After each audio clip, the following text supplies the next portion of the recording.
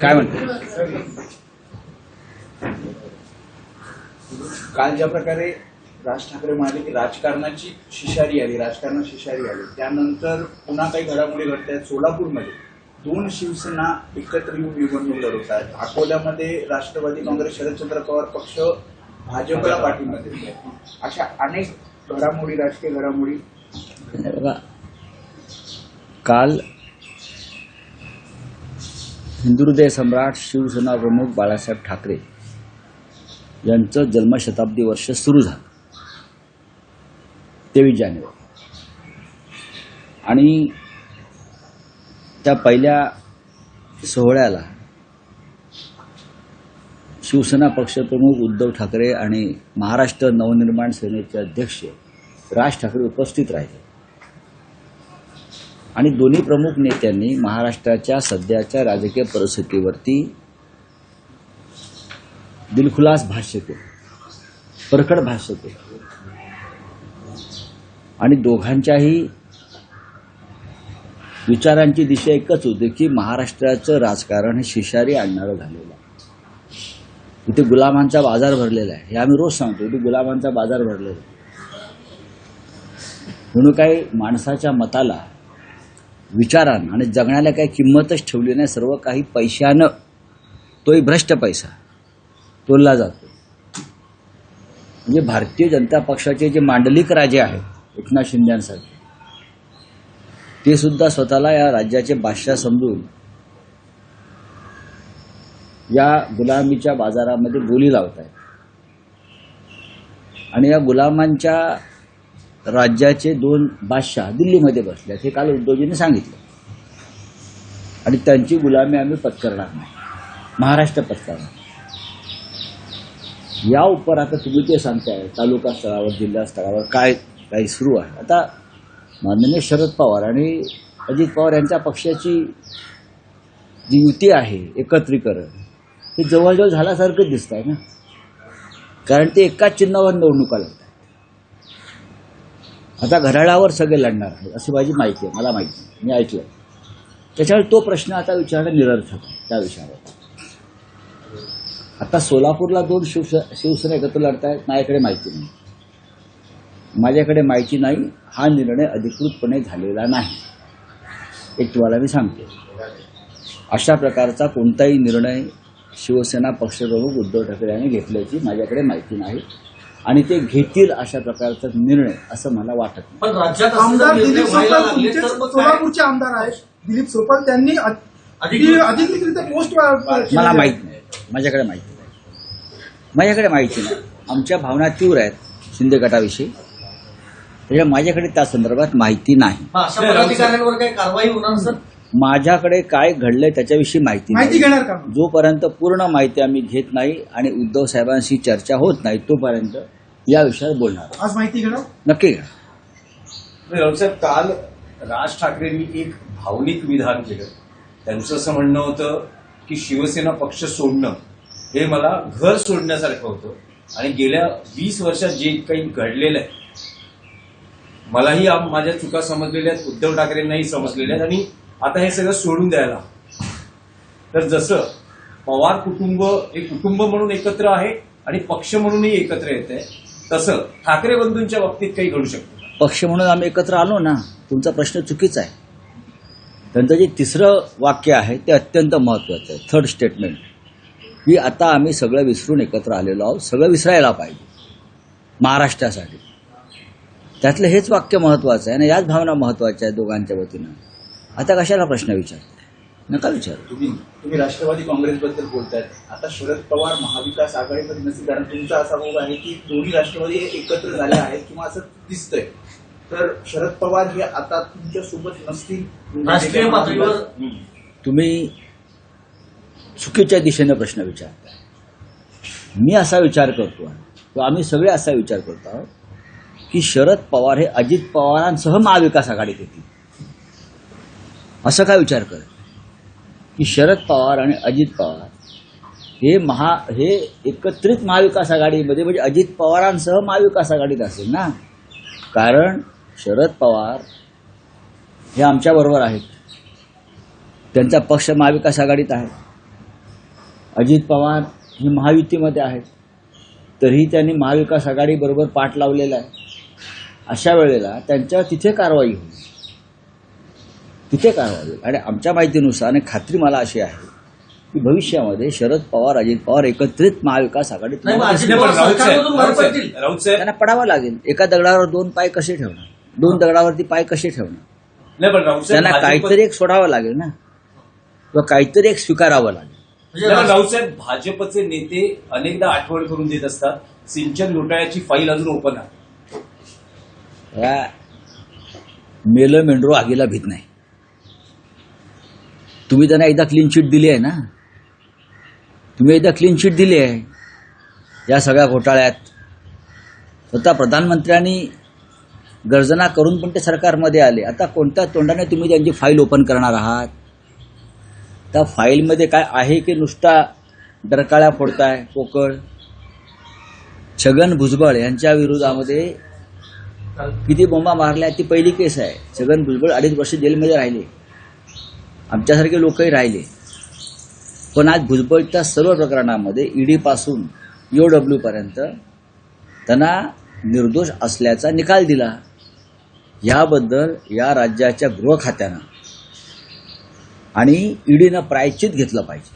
नाही, पण राऊत साहेब भुजबळांचं मंत्रिपद जे आहे ते त्यांना भाजपच्या पक्षश्रेष्ठींनी दिलं असं तुम्ही वारंवार सांगता. दिलाय ना, म्हणून म्हणजे ते निर्दोष आहेत असं त्यांना वाटतंय. म्हणजे मनाने भुजबळ भाजप बरोबर आहे. या क्षणी जोपर्यंत भाजपकडे सत्ता आहे तोपर्यंत सगळे मनानं तनानं धनानं भाजपबरोबरच राहणार. ज्या क्षणी ही सत्ता पालट होईल त्या क्षणी ही मनं बदलतील आणि मग मनानं तनानं धनानं ते आमच्याबरोबर असतात. अजित पवारांची राष्ट्रवादी फुटू शकते भविष्यात.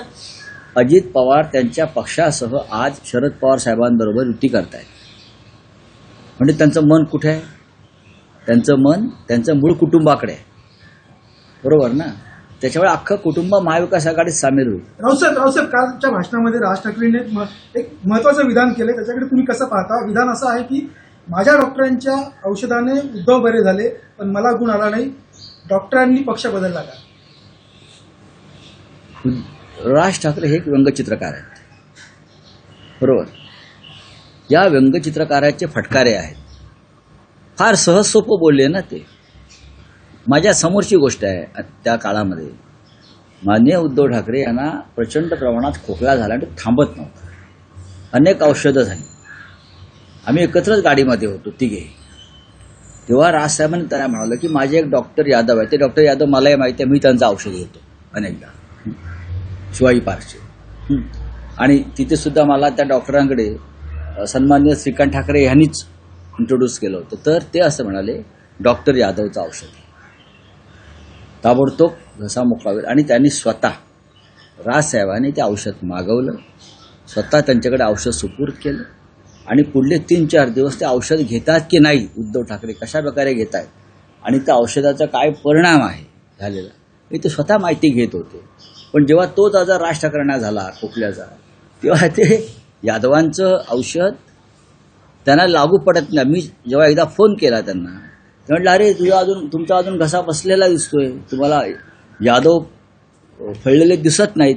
तेव्हा ते गमतीने म्हणाले बहुतेक डॉक्टरने पक्षांतर केलं. नाही, पण राऊत मग साहेब राजकीय त्यातला विश्लेषकांकडे राजकीय- अशी चर्चा आहे की राजकीय निवडणुकांच्या निकालासंदर्भातले एक सांकेतिक विधान त्यांची की एका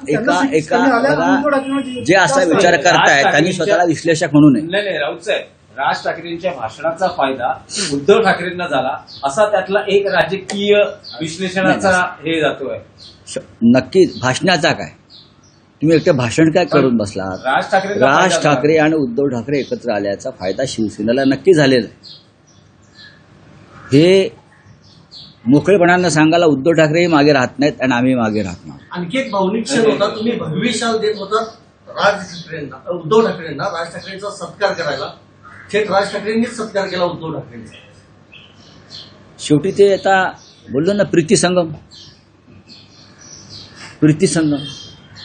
आणि त्या प्रीतिसंगमामुळे समोर भीतिसंगम निर्माण झालाय. हे होतच राहील यापुढे. नाही, पण राऊतसाहेब, महापौर पदाची निवडणूक पुढे ढकलली गेली आहे.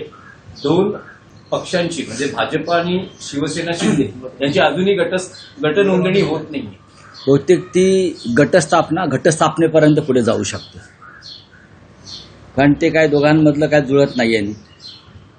शिंदे रुसून बसलेले आहेत आणि रुसून बसलेल्या सुनबाई ज्या आहेत त्या सारख्या दिल्लीत फेऱ्या मारतायत आणि दिल्लीचे सासरे ऐकायला तयार नाहीत.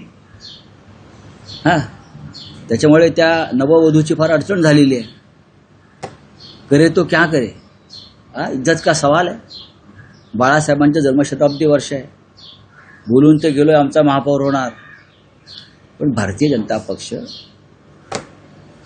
असं कोणाला, त्यांची एक भूमिका अशी असते, माझं ते माझं आणि तुझं ते माझ्या बापाचं, या भूमिकेत हे सगळे लोक असतात.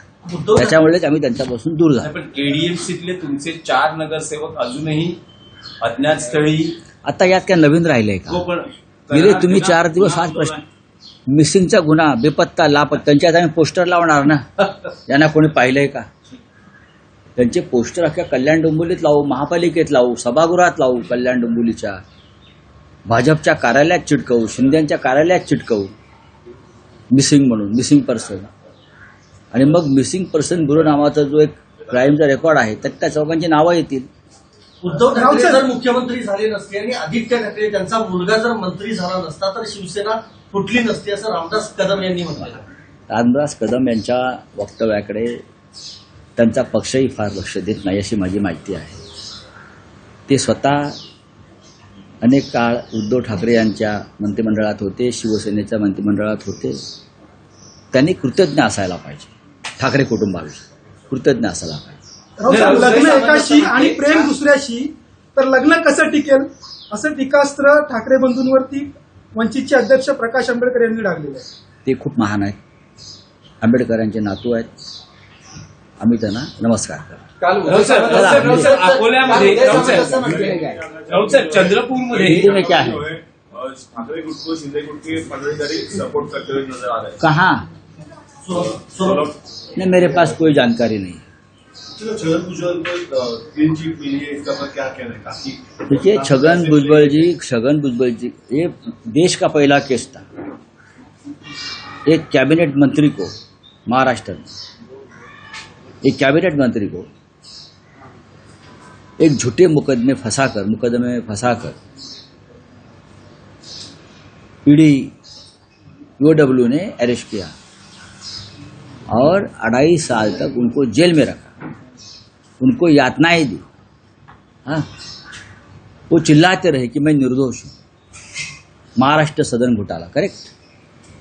अब महाराष्ट्र सदन भी दिल्ली में खड़ा है.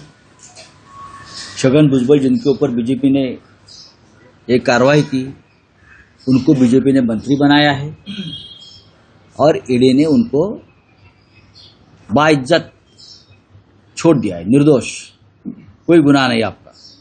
तो उनके जिंदगी के जो 2.5 साल है, तो जेल में गए, यातनाएं मिली, उसकी भरपाई कौन करेगा? बीजेपी करेगी, मोदी करेगी, अमित शाह करेंगे, फडणवीस करेंगे. आज चक्की पीसने के लिए उनको भेजा और फिर अजित पवार को भी चक्की पिसिंग भुजबल के बाजू के लॉकअप में. तो अजित पवार भी आपके कैबिनेट में है. तो ये ढोंग आपने जो बनाया था करप्शन के खिलाफ लड़ने का, सबसे मोस्ट करप्टेड पार्टी अगर कोई होगी इस देश में तो ये भारतीय जनता पार्टी है. आप भुजबल छूट गए हैं तो ईडी ने और महाराष्ट्र के गृह मंत्रालय ने भुजबल से माफी मांगनी चाहिए.